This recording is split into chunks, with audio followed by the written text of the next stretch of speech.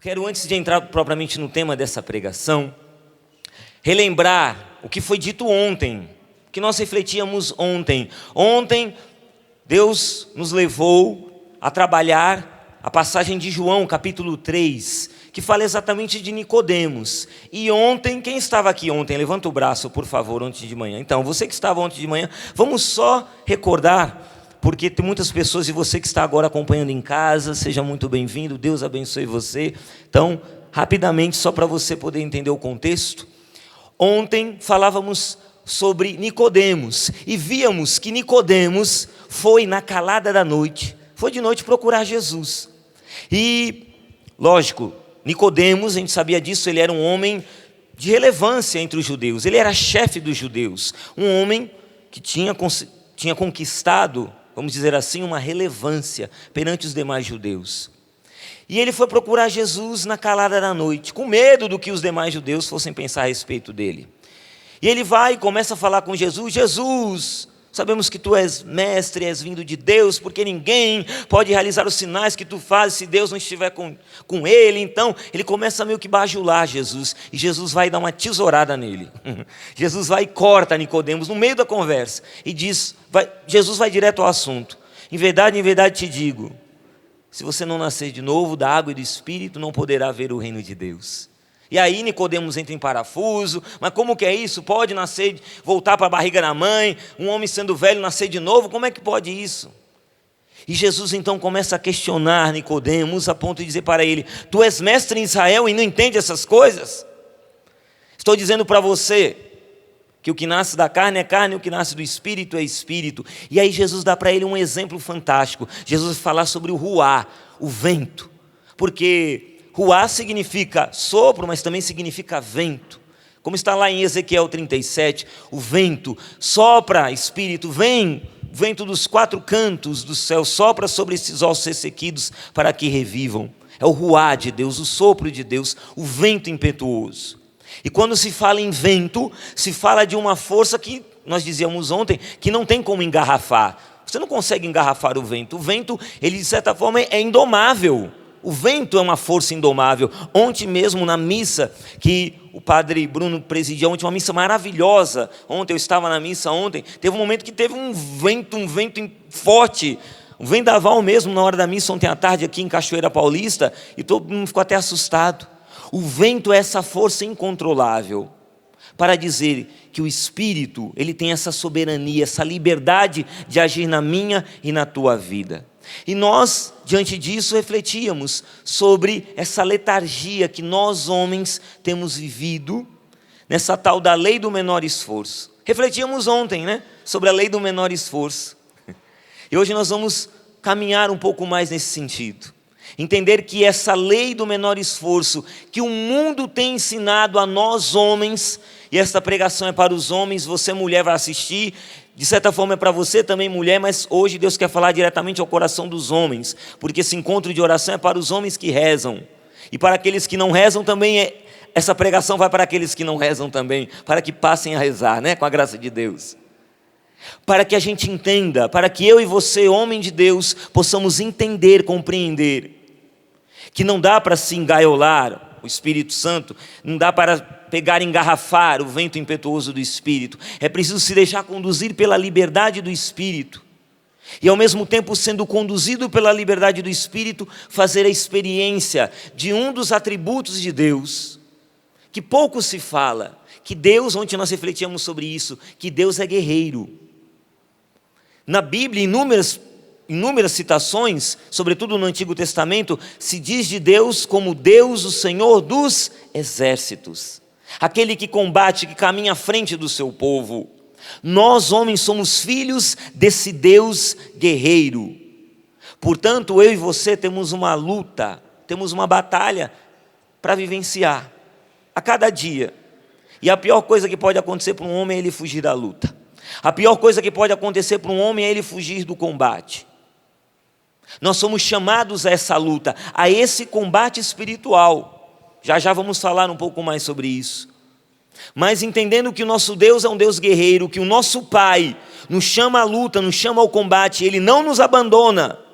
no combate. Ontem, por causa do tempo, não foi transmitido, mas ontem foi lindo, foi maravilhoso o que aconteceu aqui. O Peter até colocou nas redes sociais, eu peguei dele depois, que aqui foi lindo, aos pés da cruz, homens ajoelhados, entregando a sua vida. No combate espiritual, foi maravilhoso o que aconteceu aqui, neste palco do rincão do meu Senhor, neste lugar de prodígios e milagres, homens de Deus, pais de família, homens que com seus joelhos dobrados, braços erguidos, pediam o batismo no Espírito Santo. É assim que a gente luta, o homem de Deus luta na oração. Mas hoje a gente quer caminhar um pouco mais, porque Nicodemos, como eu dizia para você ontem, Nicodemos ele fez uma experiência com Deus. Nicodemos, um homem que tinha medo de se expor, e por causa disso ele foi procurar Jesus na calada da noite. Ele é um simpatizante de Jesus, mas Deus não quer simpatizantes, Deus quer discípulos. Não basta que o homem de Deus seja simpatizante. Eu gosto de Jesus, eu gosto de Jesus, Jesus é muito legal, Jesus é um cara legal. Não, o homem de Deus não trata Jesus como um cara legal. O homem de Deus trata Jesus como Senhor, como Rei e Senhor. Então, Jesus está dizendo para Nicodemos, não basta você ser um simpatizante, você tem que ser meu discípulo. E essa transformação pelo vento do Espírito, porque o vento sopra onde quer, acontece de tal forma na vida de Nicodemos, que lá em João capítulo 19, um pouco mais lá para frente, quando Jesus dá a sua vida na cruz, quando é descido do lenho da cruz o seu corpo, colocado nos braços de Nossa Senhora, quem que vai preparar todo o funeral, o enterro de Jesus? José de Arimateia e Nicodemos. João vai contar lá no capítulo 19, que Nicodemos levou 30 quilos de perfume para passar no corpo de Jesus.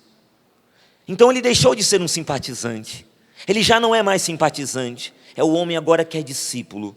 É esse itinerário que nós somos chamados a viver nesse encontro de oração, deixarmos de ser simples simpatizantes de nosso Senhor Jesus Cristo, para nos tornarmos discípulos, e o discípulo é chamado à luta.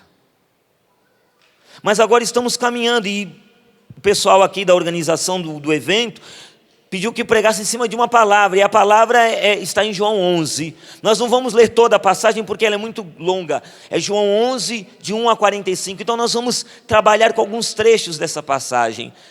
Aqui João vai narrar o acontecimento, o grande acontecimento da ressurreição de Lázaro. E nesse acontecimento da ressurreição de Lázaro, como uma corda, você sabe que o fio, ele tem uma determinada força, um fio, só que um fio, quando ele é entrelaçado com outro fio, quando é entrelaçado com outro fio, quando é entrelaçado com outro fio, ele forma uma corda, e a corda é muito mais forte. Também nesta passagem de João capítulo 11, queremos vê-la como uma corda, e uma corda trançada a 3 fios muito grossos. Mas olhar essa passagem de João capítulo 11, nesses 3 fios, logicamente você como homem de Deus vai poder extrair para a sua vida muitos outros fios, e fazer uma corda muito forte, muito resistente, mas por causa do tempo que é curto, vou me deter apenas em 3 fios, para entendermos essa ressurreição de Lázaro, e o que essa ressurreição de Lázaro tem para dizer a mim e a você como homem de Deus, como homem de oração. Começa o evangelista no versículo 1 dizendo: ora, havia um doente, Lázaro de Betânia, do povoado de Marta e de Maria, sua irmã. Maria é aquela que ungiu o Senhor com perfume e enxugou seus pés com os cabelos. Lázaro, seu irmão, é quem estava doente. As irmãs mandaram avisar Jesus: Senhor, aquele que amas está doente. Ouvindo isso, disse Jesus: essa doença não leva à morte, mas é para a glória de Deus, para que o Filho de Deus seja glorificado por ela. Jesus tinha muito amor a Marta, a sua irmã Maria e a Lázaro. Depois que ele soube que este estava doente, permaneceu ainda 2 dias no lugar onde estava. Depois falou aos discípulos: vamos de novo à Judeia. Os discípulos disseram-lhe: Rabi, ainda há pouco os judeus queriam apedrejar-te, e agora vais outra vez para lá?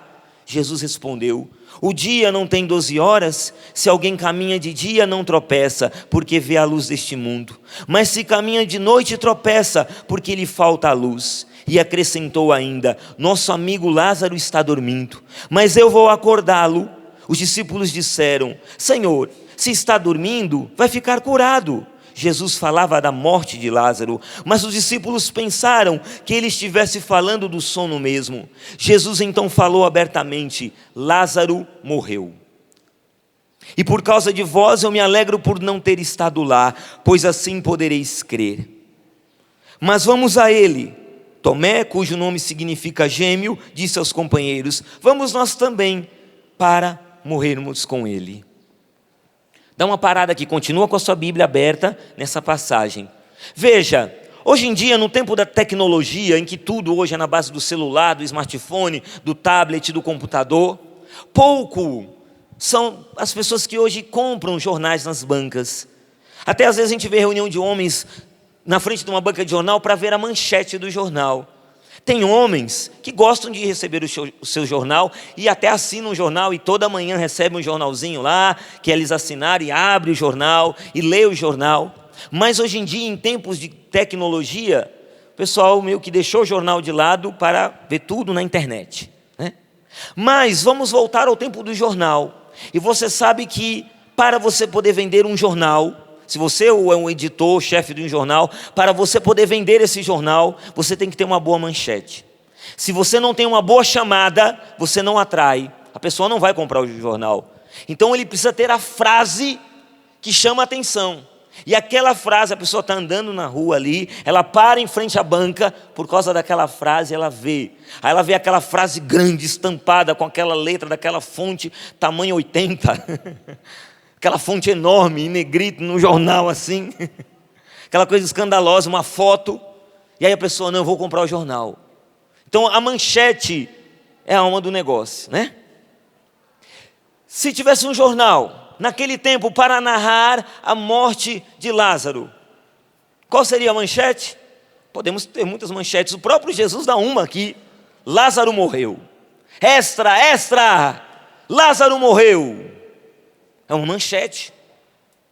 Uma outra manchete poderia ser: aquele que tu amas está doente.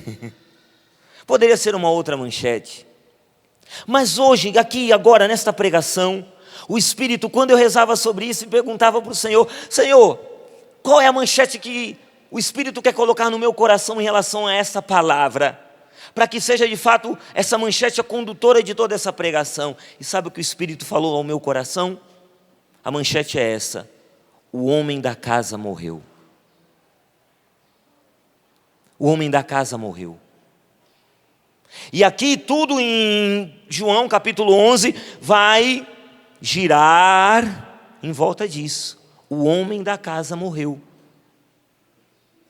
Grava isso na sua mente e no seu coração. Eu peço ao Espírito Santo que grave isso, que o homem da casa está morto. E é difícil quando o homem da casa morre. Ontem o Dunga, aqui mesmo nesse rincão do meu Senhor, pregava e falava de um dos atributos de Deus, Deus glorioso, e falava sobre o pai de família, que ao final da sua vida, quando vai morrer e a família se junta em volta, né, do pai de família, os filhos, os netos, todo mundo ali reunido. Como isso é bonito. Talvez seu pai não esteja mais vivo, e você se lembra com muita saudade da figura do seu pai, um homem honrado, um homem honesto, um homem trabalhador, um homem até que falava pouco, mas o que ele falava era acertado, ele ia direto no alvo, ele falava, e as palavras desse homem traziam tamanha sabedoria que essas palavras até hoje conduzem a sua vida. Você se lembra do seu pai com muita saudade. Talvez você já um homem, já casado, com filhos, já alguns cabelos brancos aparecendo, mas na hora do aperto, na hora da confusão, na hora em que você se sente desorientado, você pega o telefone e liga lá para o seu pai, que está com 80, 90 anos, que muitas vezes você na rebeldia diz: já é um velho caduco, já está gagá, mas você sabe que ele tem vivência, e na hora do aperto você vai procurar o pai. Pai, me dá um conselho. E o pai fala aquilo lá, que parece uma coisa que não tem nem pé nem cabeça, mas ele vai, diretamente. Talvez você tenha vivido essa experiência de ter um pai assim. Um pai que falou pouco, mas quando falou, falou acertado. E te passou valores na vida. E seu pai hoje já está lá na eternidade. Você sente saudade do homem da casa que se foi. Quantos são os homens que sentem saudade do pai? Do pai mesmo, o pai da terra. Ou talvez hoje sofrem Porque você vai dizer, mas meu pai não é assim. Você não conhece a minha história? Meu pai é um alcoólatra. Meu pai nunca falou nada que preste. Pelo contrário, meu pai chegava em casa, batia na minha mãe, batia em mim, batia nos meus irmãos. Meu pai era um homem violento. Eu não consigo, Alexandre, me lembrar do meu pai com alegria, com orgulho. Eu só me lembro do meu pai com tristeza. Para falar a verdade, meu pai é uma das grandes decepções da minha vida. Talvez você diga isso, não sei. E aí acontece que o homem da casa também morreu. Porque pode acontecer do homem da casa ter morrido de morte morrida, como a gente fala, como Lázaro morreu, coração parou, deu um piripaque no homem, o homem bateu as botas. Mas pode acontecer também de você ser o órfão de um pai vivo, filho órfão de um pai vivo, um pai ausente. E quantos são os homens que estão mortos dentro da sua própria casa? Homens mortos, homens até mesmo de Deus, mas que estão mortos. O homem da casa morreu. Mas Deus não quer parar nessa manchete, por isso a gente precisa prosseguir e entender a repercussão dessa manchete, que o homem da casa morreu. Então vamos prosseguir, em João capítulo 11, pega aí, versículo 17. Quando Jesus chegou, encontrou Lázaro já sepultado, havia 4 dias, afinal o homem da casa morreu. Betânia ficava a uns 3 quilômetros de Jerusalém. Muitos judeus tinham ido consolar Marta e Maria pela morte do irmão.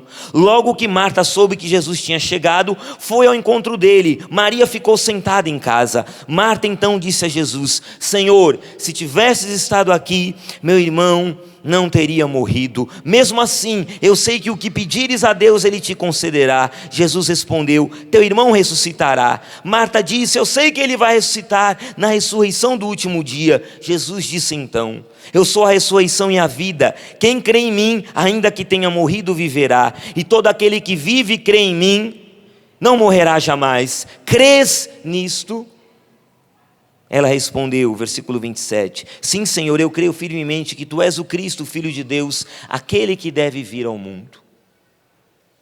Primeira coisa, o primeiro fio desta corda que precisamos entender, que quando o homem da casa morre, o sofrimento acontece. Olha aqui o que fala aqui no versículo 19.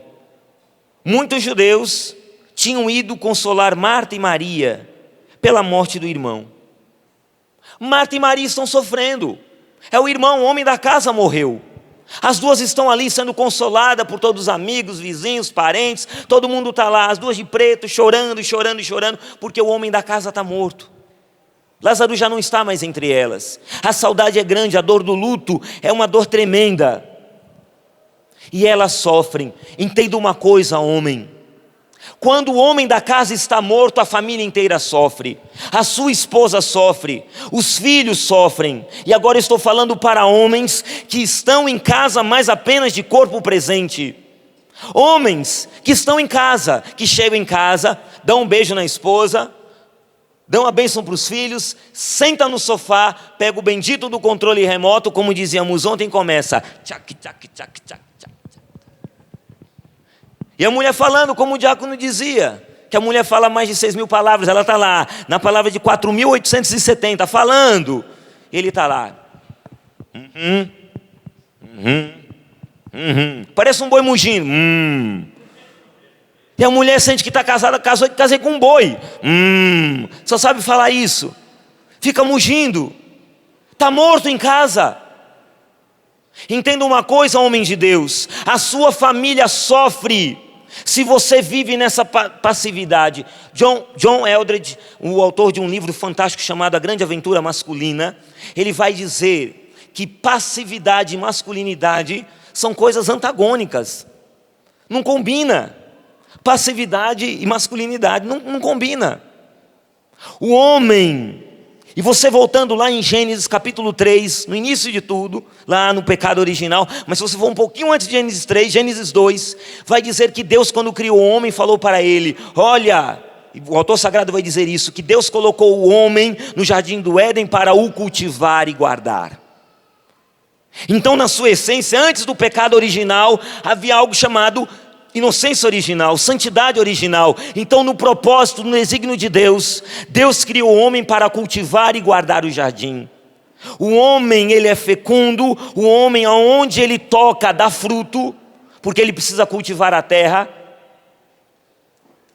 Há uma fecundidade no homem, mas também há o senso de ser o guardião. Guarda o jardim que é a tua família, o jardim que é a tua esposa, o jardim que é o teu casamento, o jardim que são os teus filhos.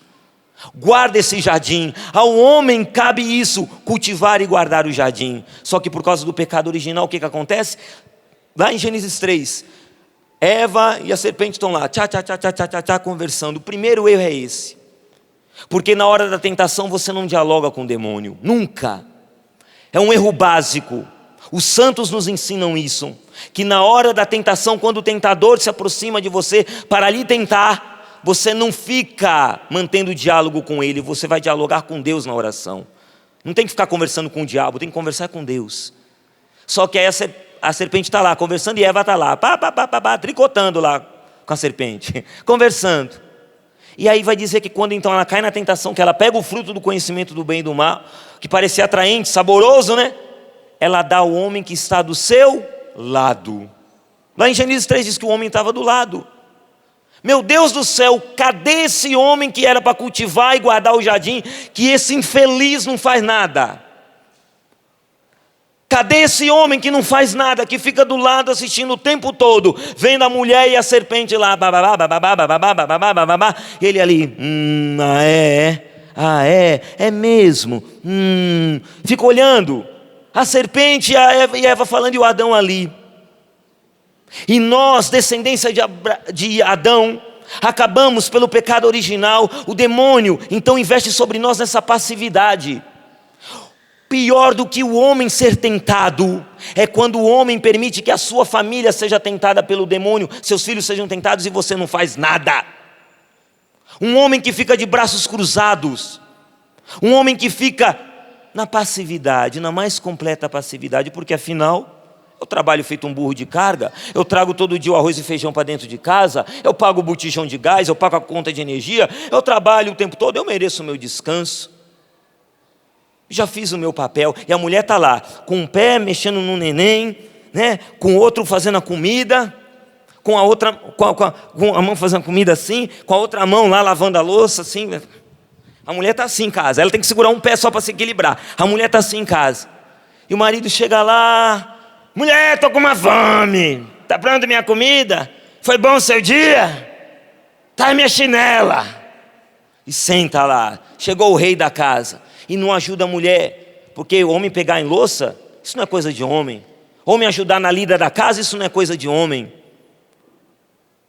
E a mulher está cansada. E saiba, meu querido, você que é casado, a pior coisa para um homem casado é ter uma mulher cansada do seu lado, viu? Porque uma mulher cansada é uma mulher irritada. Põe as barbas de molho, até você que não tem barba. Uma mulher cansada é uma mulher irritada. As mulheres já estão olhando para mim, já estão mexendo a cabeça assim. Aí à noite vai querer brincar, não vai ter brincadeira não. Não vai ter não. Vamos brincar de pega, não vai ter pega-pega. Não. Tá dando risada, né? Você está entendendo, né? Porque a mulher está irritada. A mulher está irritada, ela está cansada, porque ela carrega a casa nas costas sozinha. Ela tem que cuidar dos filhos, educar os filhos e você está lá. O diabo está tentando o filho para ir para as drogas e você está lá. Jogo do jogo de futebol, vai, perdeu um gol desse, aí meu juiz é ladrão, não sei o quê. E o filho está lá se envolvendo com más companhias e você não está nem aí. E a mulher dizendo, meu amor, faz alguma coisa, porque o menino está, não, nada. Deixa eu ver o futebol, mulher. Homem passivo, fica com controle remoto na mão o tempo todo. E dá para se descobrir um homem pelo que ele traz na mão, sabia disso? Dá. E aí entra uma pergunta que o Espírito Santo quer fazer a mim e a você: o que você traz na sua mão? Porque a gente conhece muitos homens que trazem na mão um copo de cerveja, muitos homens que trazem na mão um maço de cigarro, muitos homens que trazem na mão uma revista pornográfica, muitos homens que trazem na mão um maço de dinheiro. Mas como é importante quando a gente vê um homem que traz na mão o terço, quando olha e vê um homem que traz na mão a palavra de Deus. O que você tem trazido na sua mão? Com que arma você tem lutado? O homem da casa morreu. E quando o homem da casa está morto, a casa inteira sofre. Mas não é só a casa que sofre. Interessante, porque se a gente for um pouquinho mais para frente, nós vamos ver que Jesus, quando ele se aproxima, olha o que diz lá, em versículo 32, Maria, agora é Maria. Maria foi para o lugar onde estava Jesus. Quando viu, caiu de joelhos diante dele e disse-lhe: Senhor, se tivesse estado aqui, meu irmão não teria morrido. Quando Jesus a viu chorar e os que estavam com ela, comoveu-se interiormente e perturbou-se. Ele perguntou: onde o pusestes? Responderam: vem ver, Senhor. Jesus derramou lágrimas. Os judeus então disseram: vede como ele o amava. Não é só a esposa e os filhos que sofrem. Meu querido irmão, quando você não exerce o seu ser homem de Deus na sua casa, quando o homem da casa está morto, Deus também sofre e Deus também chora. Não pensa também que é só sua mulher, só os filhos que choram. Um homem de Deus morto na sua casa, um homem de Deus que vive só de corpo presente em casa, mas que não luta mais, que não guerreia mais, que não vive mais o combate espiritual, ele faz Deus chorar, Deus derrama lágrimas.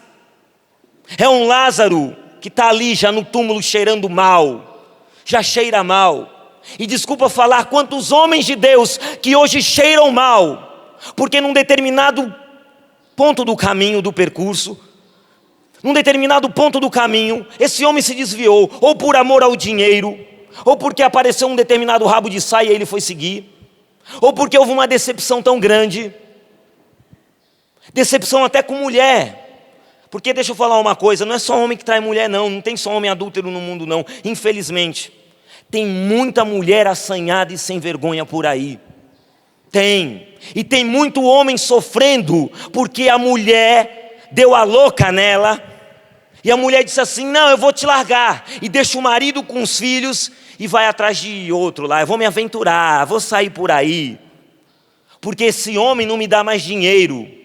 Tempo desse eu ouvi um rapaz dizendo para mim: minha mulher briga comigo, porque ela só me vê como o provedor da casa.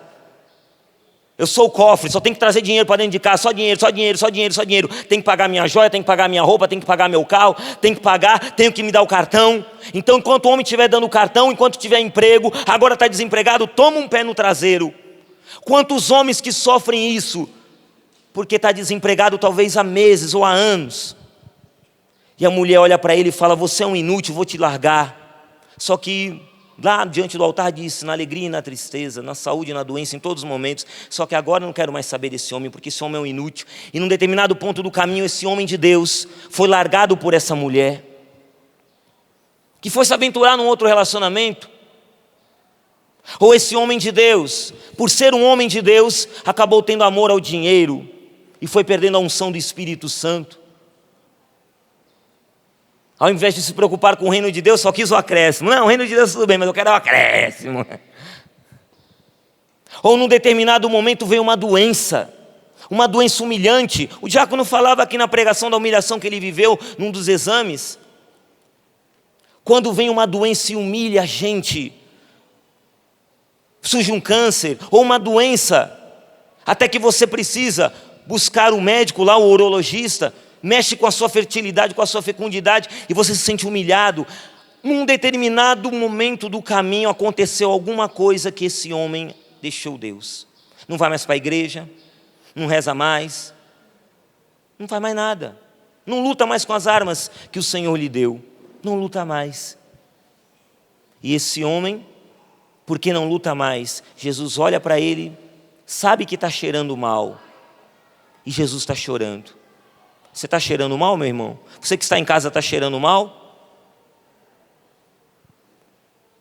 O Espírito hoje nos questiona a respeito disso. Eu não posso ser um homem fedido diante de Deus. Feder o pecado, feder a preguiça, feder porque eu não sigo o desígnio de Deus na minha vida. Eu estou fedendo, mas por que eu estou fedendo? Porque num determinado momento da minha vida eu fechei a minha Bíblia, joguei o meu terço no chão, não quis saber de adorar a Deus e fui atrás da mulherada, da gandaia, da cachaça, do jogo. Eu fui atrás da farra do mundo, eu fui lá me lamear, como o filho pródigo eu fui me lamear lá, no meio do chiqueiro lá, mas fedendo, mesmo fedendo você pode voltar, volta, se você está fedendo volta. Tenha coragem de voltar, até fedido Deus te aceita. Já cheira mal, sim, cheira mal, mas pode abrir o túmulo, pode abrir.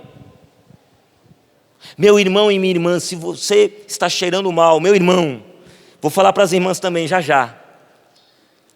Meu irmão, se você está cheirando mal, a tua casa toda sente. Pode ser um bafo de cachaça, pode ser o cheiro do cigarro, pode ser o perfume de outra mulher. É o odor do pecado, o terrível cheiro do pecado, o fedor do pecado.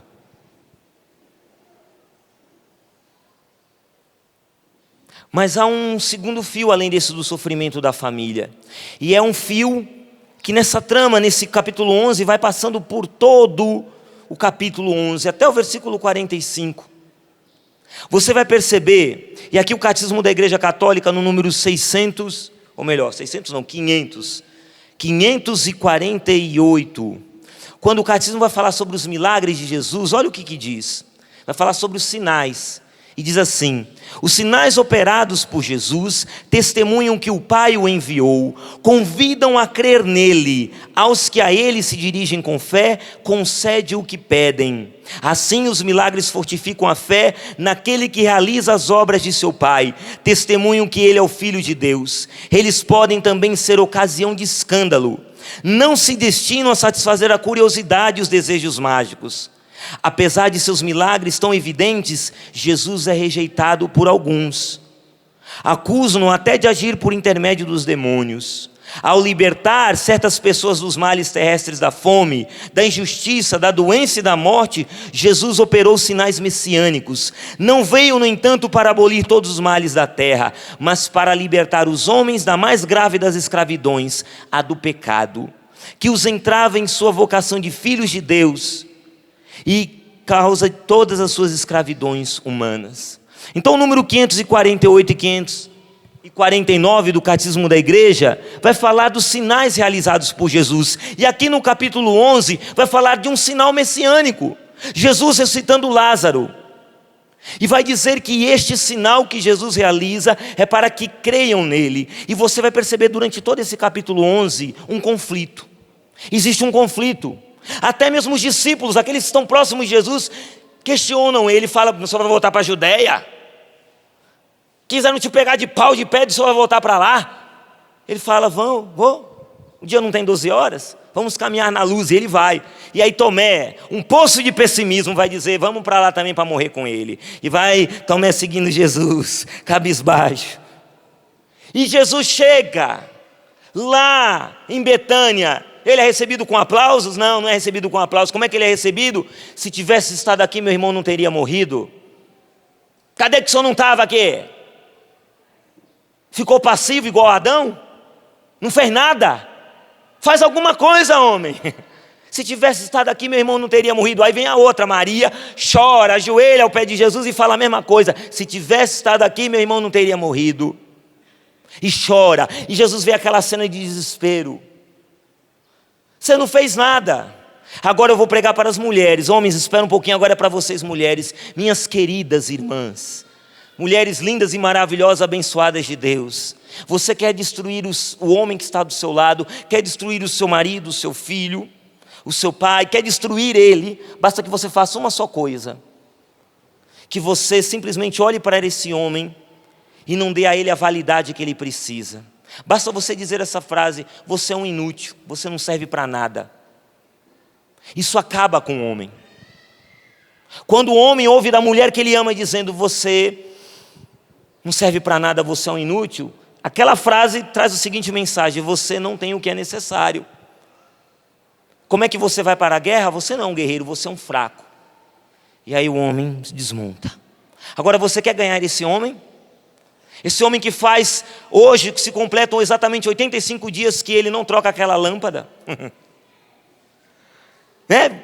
Não troca a lâmpada. Porque quer dizer que esse homem não pega uma escada e não troca a lâmpada? O que acontece que esse homem não troca a lâmpada? Mas agora ele vai, você pede com toda delicadeza e ele sobe e vai e troca a lâmpada. Você tem uma escolha, querida. Você pode olhar para esse homem e dizer para ele: até que enfim, infeliz, você trocou a lâmpada, né? Porque 85 dias para trocar uma raio de uma lâmpada e você não troca? Pronto, você acabou com ele. Agora quando você olha para ele e fala: meu amor, nossa, ninguém troca uma lâmpada como você, olha que beleza, meu amor, estou orgulhosa de você. Aí você vai ver, ele vai trocar todas as lâmpadas da casa. O homem precisa disso, ele precisa que a mulher que está do seu lado olhe para ele e fale: eu confio em você, eu acredito em você, eu estou com você até o fim. E não dizer: se não tivesse estado aqui, minha irmã não teria morrido. Você não fez nada. Você está entendendo, mulher, do seu papel? O seu papel é de exatamente ser esse combustível, animar o seu marido e dizer: eu confio em você, eu acredito em você, eu estou do seu lado. E não ficar, e desculpa falar, tem muitas mulheres e mulheres de igreja que rezam, vive com calo no joelho, mas que na hora que está do lado do marido vira um bicho, e só fala mal do homem, só fala que não presta, espizinha no homem. Tu acha que esse homem vai querer ir para a igreja? Se você lá na igreja fala: esteja sempre com você, a paz do Senhor Jesus, a paz de Jesus, o amor de Maria, querida, aí chega em casa, tá aí no sofá, né, seu inútil? Chega com a Bíblia assim falando: vagabundo, não faz nada. Tu acha que esse homem vai para a igreja? Vai com teu mau humor, com teu azedume, ele vai para a igreja? Não vai não. Depois chega lá, fica buzinando na cabeça do padre, falando: padre, eu rezo tanto e esse homem não se converte. Ele vai falar: pai, está indo para a igreja para quê? Você vai para a igreja e não se torna uma mulher melhor? Durma com um barulho desse, minha querida. E aí? Você vai para a igreja, reza tanto e continua do mesmo jeito?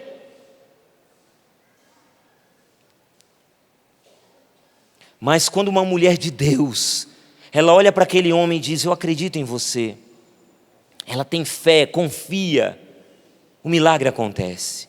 E aqui tem um segundo fio, que é um conflito. Por 8 vezes, do versículo 1 até o versículo 45, se você quiser você pode contar, 8 vezes o Senhor fala: crês, tem que crer, eu creio, você crê. Ele vai falando isso, que tem que crer, acreditar. Todo mundo está vendo que o homem da casa morreu. Ele está morto, morreu, como diz o saudoso Padre Léo, morreu.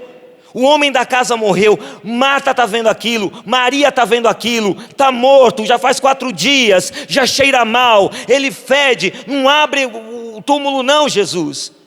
Todo mundo consolando. Só que Jesus vê o que ninguém vê. Jesus vê além. Essa enfermidade é para que manifeste-se a glória do Pai, para que o Filho seja glorificado no Pai.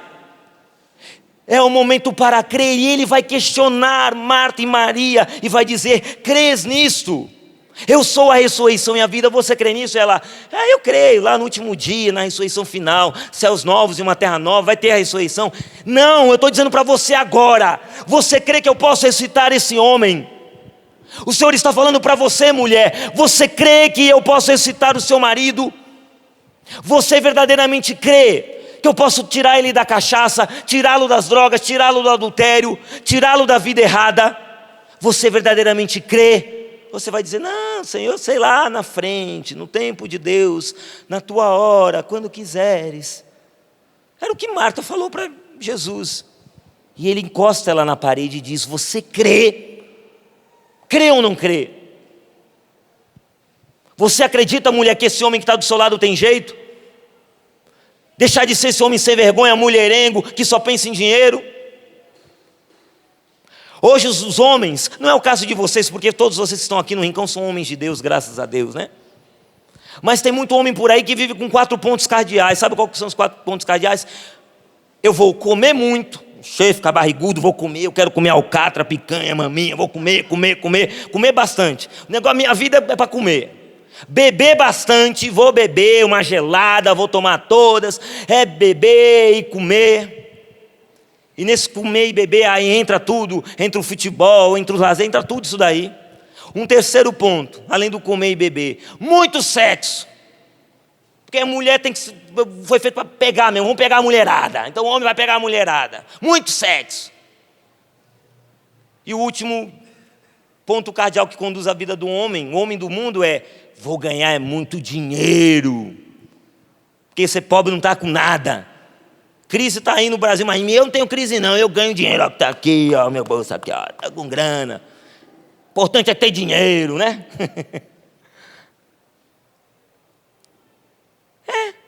O homem vive desse jeito, comer bem, beber bem, muito sexo e ganhar muito dinheiro. Minha vida é conduzida por isso. E Deus chora, porque o homem da casa está morto. Não é nada disso. E a família sofre, Jesus sofre, Deus sofre quando vê um homem viver a vida nessa mediocridade, barrigudo, pançudo, enchendo a cara de cachaça, onde ele cospe e nasce um canavial, fazendo sexo, e quando já não dá mais conta, vai comprar o remedinho, a pílula azul, para continuar, porque ele tem que ser garanhão, não é? Tem que ser garanhão, tem que pegar a mulherada por aí, porque ele, velhinho de cabelo branco, já está na idade do lobo, e vai pegar as menininhas por aí, deixa a mulher de 40 para pegar duas de 20, porque tem que mostrar para os amigos da empresa, da firma, que ele dá conta do recado. Que é esse negócio de castidade, negócio de PHN, negócio de, não, que é isso, é coisa para homem que tem algum problema. Não, eu não tenho problema não. Deu mole, eu traço mesmo. Tem muito homem que pensa assim. E, infelizmente, homens também dentro da igreja que pensam assim. Deu mole, eu pego. E não lutam mais pela castidade.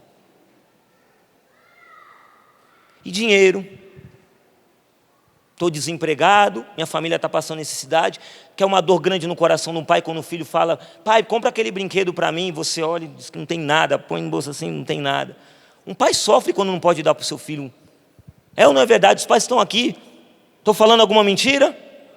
Você, pai, não sofre quando seu filho te pede algo, pede um doce e você não tem dinheiro para dar? É algo que mexe até com a honra de nós somos homens. Meu filho está passando necessidade, eu não tenho. Meu Deus, que agora? Vai batendo um desespero, uma angústia medonha, né? Mas não é nada disso. E aí vai vivendo uma crise de fé. E nessa crise de fé, a família sofrendo, o homem vendo a geladeira vazia, já desempregada há não sei quantos meses, pessoas doentes na casa, ele fica confuso, fica desorientado, não sei mais o que fazer. Aí tem homens que tomam remédio para se matar, pegam um revólver, vão dar fim da própria vida, porque o desespero é tamanho. E hoje o Espírito Santo está falando a você, homem: creia em mim, eu sou capaz de te ressuscitar. É um conflito de fé, meu irmão, a tua fé está sendo colocada à prova. Na vida, essa vida é luta, e a cada dia a tua fé será colocada à prova. E John Eldredge, o mesmo que escreveu o livro A Grande Aventura Masculina, ele vai falar que a gente tem que ser esperto, lutar uma batalha de cada vez, uma batalha por vez. Hoje tem uma batalha para você. Ele até usa um exemplo interessante no livro que ele diz: um pneu furado não é uma batalha. Lógico, o pneu do carro furou, um acontecimento. Aconteceu, foi, troca lá o pneu, pronto, leva no borracheiro, isso não é uma batalha. Mas uma batalha é quando você olha a sua esposa doente, e você precisa cuidar dela, levar ela para o médico, manter-se ao lado dela, abrir mão até talvez de um propósito que você tem profissional para ficar mais perto da sua esposa. É uma batalha que você vive com as armas do Espírito, com as armas espirituais que 2 Coríntios 10:3 vai dizer, são capazes de derrubar fortalezas. É uma batalha. A gente precisa lutar numa batalha por vez. Só que o demônio também, ele é astuto. O que o demônio faz? Ele às vezes, como você vai lutar uma batalha por vez, ele começa a mandar muita batalha. Aí vai mandando, aí você fica perdido. Qual batalha que eu vou lutar? Qual batalha? Você fica com a espada na mão e não sabe qual luta guerrear. O Espírito Santo quer te dar a sabedoria para que você pegue as armas do Espírito, seja esse homem de oração e comece a rezar por aquilo que verdadeiramente importa. O homem foi feito para coisas importantes. Entenda isso. Deus colocou o homem para dominar a terra e colocou o homem para cuidar, cultivar e guardar o jardim. O homem tem uma função importante. Na sua casa você tem uma função importante. Então, seja o homem que pega a sua família, não seja o homem da casa que morreu, mas seja o homem da casa muito vivo, para pegar a sua família e levar para aquilo que é verdadeiramente importante. Chama a sua família, convoca a sua família, seja esse atalaia, esse sentinela, aquele que toca a trombeta na sua casa, para convocar a sua família inteira, para rezar, ser o homem de Deus. Mas é uma luta. O demônio quer isso? Não. E o que ele faz? Fica sentado no sofá, comendo lá teu salgadinho, com a gelada do lado, assistindo o teu time de futebol e vendo a sua casa desmoronar.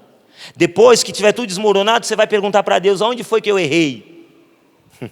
Aonde foi que você errou? Onde é que foi que eu errei? Aonde nós homens erramos? Nós erramos quando nós fugimos do combate. Deus não tolera um homem que foge da batalha. Deus não tolera, Deus não gosta de filhos covardes. Deus quer filhos corajosos. O homem é chamado a desbravar, faz parte da essência do homem, da sua natureza de homem. Ele foi chamado à luta, à guerra. E a guerra não é no trânsito, não é você sair com a chave de roda lá e enfiar na cabeça do outro. Não é puxar uma arma e dizer: eu sou machão e agora eu vou dar tiro em todo mundo. Não é esse tipo de luta. Porque o diabo até nisso ele foi astuto. Ele, ao invés de fazer o homem um guerreiro, ele tornou o homem um assassino, um homem violento. O homem chega em casa agora e bate na mulher, bate nos filhos, bate em todo mundo, canta de galo, bate na mesa, dá uma de machão e diz: quer ser comigo mesmo? Não é esse tipo de luta. Porque aí você não se torna o guerreiro de Deus, você se torna o Caim, que matou Abel, cujo sangue clama lá da terra. Deus não chamou o homem para ser violento, para ser assassino, para sair xingando todo mundo no trânsito. Mas Deus chamou o homem para ser guerreiro, lutar. E lutar as batalhas que verdadeiramente importam. Lutar pela sua família, lutar pela sua vocação, lutar pela santidade. Lutar para que o desígnio de Deus aconteça. E aí nós entramos no terceiro ponto, que é o mais lindo, o mais importante de todos, quando Jesus então manda abrir o túmulo. Jesus ficou, versículo 38, de novo Jesus ficou interiormente comovido, chegou ao túmulo, era uma gruta fechada com uma pedra. Jesus disse: tirai a pedra. Marta, a irmã do morto, disse-lhe: Senhor, já cheira mal, né? Estamos vendo aqui, respira fundo, Jesus, você está com problema no nariz, está com o nariz congestionado? Olha aí, Jesus, está fedendo, não tem mais jeito. Pau que nasce torto morre torto mesmo, não tem jeito, esse homem é um cachaceiro, ele não tem solução. Esse homem é um pé de pinga, não tem jeito, ele vai morrer como um alcoólatra. Desisti, joguei a toalha, esse filho não tem mais jeito, eu já joguei a toalha. É um viciado mesmo, eu desisto, Jesus. Maria está falando isso daqui. Marta está falando isso daqui, já cheira mal, é o quarto dia, não dá para fazer mais nada, Jesus. Jesus então questiona mais uma vez: não te disse, se creres verás a glória de Deus? Para mim Jesus não tem caso perdido. Pau que nasce torto, o mundo diz que morre torto, mas se tem alguém que entende de madeira, sou eu, porque eu aprendi com meu pai José a mexer com madeira, o carpinteiro de Nazaré, e eu aprendi com meu pai José que pau que nasce torto não morre torto, porque eu tenho o poder de endireitar. Deus tem o poder de endireitar. Deus tem o poder de endireitar esse homem, que é casado, que é pai de família, que é trabalhador. Deus tem o poder de endireitá-lo. Crês nisto? Ou vai ficar dizendo que ele cheira mal? Mas ele manda tirar então a pedra. Afinal é o Senhor que está mandando. E Jesus levantando os olhos para o alto, porque enquanto todo mundo olha lá o corpo que está enterrado, que cheira mal, que fede, aquela coisa toda, enquanto todo mundo olha para Marta e Maria sofrendo porque o homem da casa morreu, Jesus está olhando para o alto, para o Pai. O homem de fé, o homem de Deus olha para o alto, olha para Deus.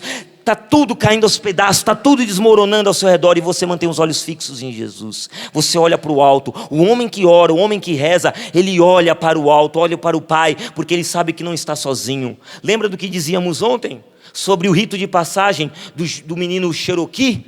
Cherokee é uma tribo, né, dos índios lá nos Estados Unidos, que eles, quando tem um rito de passagem, o menino é colocado, o menino vai deixar de ser menino para se tornar um homem. E no rito de passagem dele, o pai leva ele para uma montanha. E aí vem dos olhos dele e diz para o menino: você vai passar a noite inteira com essa venda dos olhos e você não pode tirar. Se você tirar a venda dos olhos, você nunca vai se tornar um homem de verdade. E o menino então, com aquelas palavras do pai, fica, todo responsabilizado. E ele passa a noite naquela montanha, naquele lugar ermo, sem uma alma ali, escutando o barulho dos lobos. no meio da noite, as feras, e o menino lá tremendo. Menino tremendo, mas com a venda nos olhos, a noite inteira ele passa ali com frio, com fome, a noite inteira com os olhos vendados. Só vai tirar a venda quando amanhecer o dia. Com os primeiros raios do sol você pode tirar a venda. E aí quando você tirar a venda você se tornou um homem. E aí quando o menino Cherokee, depois de vencer aquela noite inteira de solidão, de fome, de sede, de frio, com medo dos lobos, das feras, quando amanhece o dia ele tira a venda dos olhos. E quando ele tira, para a surpresa dele, o pai estava de um lado o tempo todo. O pai não o deixou. O rito de passagem acontece, mas o pai está presente. Jesus tem isso, claro. Ele está sendo questionado por Marta, por Maria, pelos discípulos, por todo mundo. Olha o que dizem aqui os judeus, versículo 32. Este que abriu os olhos ao cego não podia também ter feito com que Lázaro não morresse? Todo mundo questiona Jesus. Você vai ser questionado na sua fé, homem de Deus. Você também vai ser questionado lá onde você trabalha. Por que você é honesto? Todo mundo quer uma propina hoje. Ah, mas se você não fizer aquilo que o patrão está pedindo, você não vai ganhar o aumento, hein? Olha, entra no esquema, entra no nosso esquema, você vai ganhar um aumento de salário. Aí você pensa na esposa, pensa nos filhos. Poxa, esse aumento vai vir numa boa hora, né? Estou precisando para pagar o IPVA do carro, as contas, né? Mas aí você não se vende. Você viu o testemunho belíssimo do diácono? O diácono contando que foi lá, numa clínica com a esposa dele. Não foi, diácono? Foi lá. Não, vamos fazer a fertilização in vitro. Não. Ele contou aqui. Homens de Deus, homens de fé agem assim. O médico questionou o diácono. Que isso? É tão fácil. Você está sofrendo porque quer. Não, olha, é uma coisinha muito simples. Ó, mamão com açúcar. Não, eu sou cristão, eu sou de Deus. Não vou fazer isso. Você vai ser questionado por cada não que você dá ao pecado e, portanto, cada sim que você dá a Deus. Você vai dar não ao pecado quando te oferecerem aquela propina, quando te oferecerem aquela vantagem, quando o mundo inteiro gritar no teu ouvido e disser: o que você vai ganhar com isso? O que eu ganho com isso? Que vantagem que eu levo? E você vai perder sim, você vai perder, mas você vai perder porque o que você ganha com isso? E aos olhos do mundo você vai dizer: eu vou perder tudo, vou perder a propina, vou perder o aumento de salário, vou perder o meu emprego, vou perder tudo, vou perder uma promoção de cargo, vou perder tudo. Mas não me importa perder isso, eu perco tudo isso para ganhar o céu. Eu perco tudo isso para ganhar o céu. Assim é que é forjado um homem de Deus, quando ele não quer correr atrás da vantagem do mundo, no amor ao dinheiro, no amor à prostituição e tantas outras coisas que o mundo nos oferece, a lei do menor esforço que dizíamos ontem. É fácil? Não é, minha gente, não é fácil. Por isso que cabe a nós homens levarmos a nossa família para o caminho de Deus. E aí acontece o mais bonito, o mais lindo. Eu te bendigo, eu sei que sempre me ouves, Pai, mas digo isto por causa da multidão em torno de mim, para que creia que Tu me enviaste. Dito isto, ele exclamou com voz forte: Lázaro, vem para fora! João, vem para fora! Pedro, vem para fora! Peter, vem para fora! Alexandre, vem para fora! Diácono Melquisedeque, vem para fora! Homem de Deus, vem para fora! E esse homem vem, o morto saiu, o homem da casa não está mais morto. Ele está muito bem vivo, vivinho da Silva. Isso, pode aplaudir. O homem da casa não está mais morto, ele está vivo. Ele tinha as mãos e os pés amarrados com faixa, um pano em volta do rosto. Jesus então disse-lhe: desamarrai-o e deixai-o ir. Muitos judeus que tinham ido à casa de Maria e viram o que Jesus fizera, creram nele. O Pai é glorificado, Jesus é glorificado, creram nele. Mas interessante, curioso, o morto ressuscita. O Catecismo da Igreja Católica, no número 646, vai falar sobre a ressurreição de Lázaro. Ele vai dizer que ele ressuscitou, mas depois Lázaro morreu. Ele ressuscitou, mas depois é certo que Lázaro morreu, né? Ressuscitou e depois morreu. Aquela ressurreição, como a filha de Jairo e outras ressurreições, elas foram momentâneas para manifestar a glória de Deus. Não se trata da ressurreição final, que eu e você, pela graça de Deus, vamos viver. Mas o catecismo explica isso, que é um sinal. E Lázaro agora não está mais morto, vivo. Ele recebe essa ordem: deixa-o ir. Peraí, mas ir para onde, meu Deus do céu? O homem acabou de viver, ele está vivo e vai para onde? Ele vai caminhar. Imagina, sem faixa, sem nada.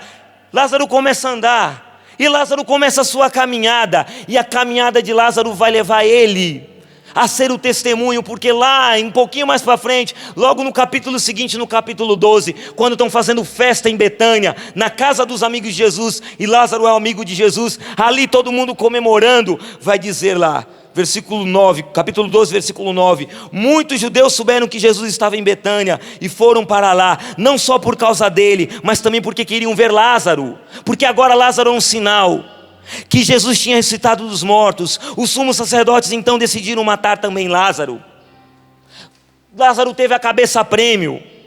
Também decidiram matar também Lázaro, pois por causa dele quem? De Lázaro, por causa dele, muitos se afastavam dos judeus e começaram a crer em Jesus, por tua causa, homem de Deus, porque na tua casa, o homem da casa não está mais morto, ele está vivo, ressuscitado por Jesus, tem a vida nova em Jesus, é um homem cheio do Espírito Santo, agora ele pode, não mais preso em faixas, ele pode caminhar e pode testemunhar o que Deus realizou na vida dele. É isso que Deus espera de você. Vai tu e seja esse sinal agora, seja o sinal da glória de Deus no mundo, com o teu jeito homem de ser, lutando com a espada na mão, lutando não contra a tua mulher, não contra teus filhos, não contra o vizinho, não contra o motorista do carro ao lado, mas lutando contra os principados e potestades, contra os príncipes deste mundo tenebroso, contra as forças espirituais do mal, porque a nossa luta não é contra a nossa família, a nossa luta é contra o demônio que quer nos perder, nos levar à perdição. E quando você luta com as armas de Deus, orando, jejuando, adorando, a tua família inteira se torna um sinal da ressurreição da vida nova em Cristo. E aí você vai poder testemunhar: olha, eu era um cachaceiro, eu cuspia, nasci um canavial, hoje eu não tomo mais nenhum gole, para a honra e glória de Jesus. Olha, eu fumava feito uma chaminé, hoje não ponho mais nenhuma tragada na boca. Eu era um viciado, eu era um perdido, eu vivia jogando, torrava o dinheiro, olha, a minha família sofria. E o teu testemunho é maravilhoso, porque arrasta muitos homens e mulheres para Deus. Vai você também ser testemunha. Ao final desse encontro vai ser o sinal, vai ser esse Lázaro não morto, e o céu vai te aplaudir, e o céu vai fazer festa por você, porque o céu vai dizer: ele não está mais morto não, ele veio para fora. Olha lá o Zé da Silva veio para fora, ele veio para fora, e agora ele está caminhando, e está testemunhando, e está botando a cabeça a prêmio como Lázaro, por minha causa. Olha lá, ele não tem vergonha de dar cara a tapa por causa de mim. Esse jovem, ele é fiel lá na faculdade, todo mundo quer pegar as menininhas, mas ele está lá querendo viver a castidade. E sim, ele vai ter uma esposa, vai ter filhos, mas ele entendeu que o corpo dele é templo do Espírito Santo, não é objeto de comércio. E todo mundo vai dizer para você: você não gosta de mulher, você não leva as meninas para a cama, e você diz: mas eu quero viver a castidade, eu quero ver o PHN. Vão rir de você, vão rir da sua cara, vão zombar de você. Você vai ter a cabeça a prêmio como Lázaro, mas vai ser lindo, vai ser maravilhoso, porque essa é a vida de um homem ressuscitado por nosso Senhor Jesus Cristo. É um homem que vive a vida nova no Espírito. É fácil? Não é, mas é maravilhoso. É fácil? Não é, minha gente. E quem está falando isso para você é um homem que casou aos 30 anos completamente virgem. Casei virgem, 30 anos, falo isso de boca cheia, com alegria. Sofri, você não imagina como. Fui alvo de achincalhada, tiraram sarro de mim, falaram tudo que você pode imaginar a meu respeito. Tudo funciona perfeitamente bem. Tenho 2 filhos lindos e maravilhosos. É fácil ser testemunho no meio do mundo? Não é, mas é maravilhoso. É maravilhoso. E aí eu quero terminar com essa história. Um fato e uma história. O fato é que um homem veio me procurar ao final de um programa Sorrindo para a Vida. E esse homem, quando veio me procurar, ele estava desesperado. Ele falou: minha família, uma briga judicial, a mulher não quer mais ele lá, uma confusão. Sei que a coisa foi parar no advogado. E você sabe, quando a coisa chega no advogado, já chega feio, né? E aí ele já pensando em pedir o divórcio da mulher, aquela coisa toda, uma confusão. E ele dizia, chorando para mim, dizia: a maior dor que eu trago no meu coração é que eu não posso ver a minha filhinha. Eu fui esses dias ver a minha filha não me reconhecia mais como pai. E ele falava isso para mim chorando. Eu não sei mais o que fazer, eu rezo e não sei mais o que fazer. E eu ouvi aquele homem por 1 hora. Quando ele terminou de falar tudo, eu só fiz essa pergunta para ele: você jejuou por essa situação? O homem parece que levou um choque. Não. Por quê? Porque a gente quer comer, encher a barriguinha de alcatra, né? Vamos comer. Você já jejuou por essa situação? Porque a palavra de Deus diz que há demônios que só saem à força da oração e do jejum. Você crê no poder do jejum? Creio. E por que você não jejua? Ele: eu vou jejuar. Jejuou. Mandou depois um WhatsApp para mim: olha, irmão, depois de uns 15 dias, não é que deu certo? Agora minha filha está em casa aqui, eu estou vendo minha filha, estou brincando com ela, todo dia ela vem me visitar. Encontrei com ele no Santuário do Pai das Misericórdias, um dia desse, o homem estava com um semblante feliz. E eu disse para ele: a luta não terminou não, porque eu sei que você entrou lá no advogado para terminar esse casamento aí, mas vamos continuar orando e jejuando, para que essa família seja restaurada. Ele está lutando ainda, com as armas da oração e do jejum. Não venceu a batalha por completo, venceu uma parte dela, mas está lutando. Luta com as armas que Deus te deu, meu irmão. Não deixa de lutar. E por fim eu termino com essa história, porque daqui a pouquinho Jesus vai passar aqui no nosso meio, e Ele vai coroar todo esse momento, para que os homens de Deus sejam profundamente tocados pelo Espírito. E você, mulher, deixa eu falar uma coisa para você: reza como você nunca rezou na sua vida, viu? Por esse homem. Reza agora, capricha na oração, reza com fervor mesmo, porque você vai ser a primeira beneficiada ao receber esse homem cheio do Espírito Santo na sua casa. Pode acreditar nisso. Então você reza para valer, para que você tenha um homem assim, que hoje Jesus faça barba, cabelo e bigode, né? Como a gente fala, nesse homem.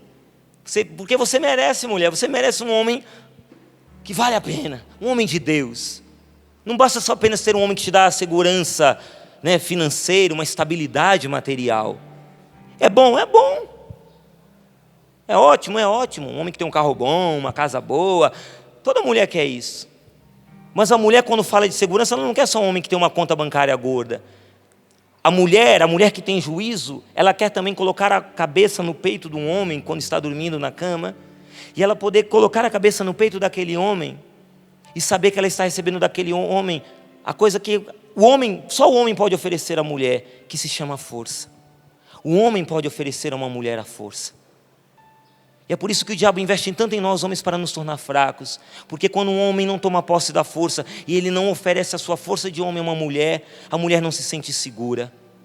Quando uma mulher coloca a cabeça no peito de um homem de Deus, ela sabe: esse meu marido, ele vai correr, sim, ele vai mandar currículo, ele está desempregado, ele vai mandar currículo para tudo que é canto, mas ele também vai rezar, vai jejuar. Ela se sente segura, porque ela sabe que Deus está cuidando de tudo. Termino com essa história. Vai ficando de pé, por favor? Jesus vai entrar no nosso meio. Eu quero terminar com essa história. Havia um homem muito rico, que tinha 3 filhos homens. E ele, no final da sua... Pode começar a tocar isso, está bonito aí o teclado. Isso. No final da sua vida, aquele homem rico, sabendo que ele ia morrer, ele conhecia os filhos dele e falou: esses 3 filhos vão brigar por herança. Já viu quando família briga por herança, né? É um caos. Todo mundo quer o dinheiro, quer, essa aqui me deve, é meu direito. Ele sabia que os filhos iam brigar por herança. E ele, sabendo que tinha 3 filhos, homens, falei: esses meninos vão brigar por causa da herança. Eu preciso descobrir qual deles vai administrar todos os bens, todos os meus bens. E o pai então chama aqueles 3 filhos, leva-os para uma montanha, uma barraca, um acampamento distante. Mostra para eles uma tenda pequena e dá R$5. Ele tinha muito dinheiro, mas ele dá só R$5 para cada filho. E dando os R$5, ele fala para os filhos: quem me trouxer algo que enche essa barraca, o que for o mais criativo, vai administrar todos os meus bens. E aí os 3 filhos saem correndo com R$5 na mão para comprar. Um filho chega com 2 sacos de palha e diz para o pai, todo orgulhoso, o filho mais velho: pai, comprei 2 sacos de palha e vou espalhar por toda a barraca, por toda a tenda, e a tenda ficará cheia de palha. Muito bem, meu filho. O outro filho, o filho do meio, chega com 4 sacos de pena e fala: pai, vou aqui, olha, derramar sobre toda a barraca, no chão dela, mas também nos móveis, em tudo que está aqui. Vou derramar e vai encher toda a barraca de penas. Muito bem, filho, você foi mais criativo. O filho caçula demora para chegar. Passa 1 hora, 2 horas, 3 horas e nada desse menino chegar. Quando o dia já vai escurecendo, a noite se aproximando, chega um menino com um negocinho na mão. Pega lá e fala: pai, com 5 reais eu comprei isso daqui. Os outros irmãos começam a caçoar dele, brigar com ele e dizer: você demorou muito, ó, já está anoitecendo, você não tem criatividade não. E o filho pega um fósforo, pega a vela, acende ali o fósforo, a vela e tá. Estou me avisando que a adoração não vai ser transmitida, então você fica na intercessão conosco, tá bom? Você que está em casa vai ficar na intercessão conosco. Mas eu peço a você que se una, e você que está em casa, reza por esse homem. Nós que estamos aqui no Rincão, vamos adorar o Senhor. E aí ao final, esse menino chega e pega uma vela e um fósforo, e ele acende. E aquela luz ilumina toda a barraca. O pai viu que aquele filho caçula era o mais sábio dos 3. Ele deu todos os bens. Deus continua te dando um jardim para cultivar e guardar. E hoje Ele pode te dar, além do jardim para cultivar e guardar, a você, homem, Ele quer te dar a sabedoria. Encha tua família, enche o mundo, enche o teu trabalho, enche os ambientes onde você estiver com a luz de Deus. Não é com a tua luz, porque eu e você não temos luz própria, mas é com a luz que vem de Deus. Vamos cantar e vamos receber o Senhor para adorá-lo e permitir que Ele nos encha com a sua luz. Louvado seja nosso Senhor Jesus Cristo, para sempre seja louvado.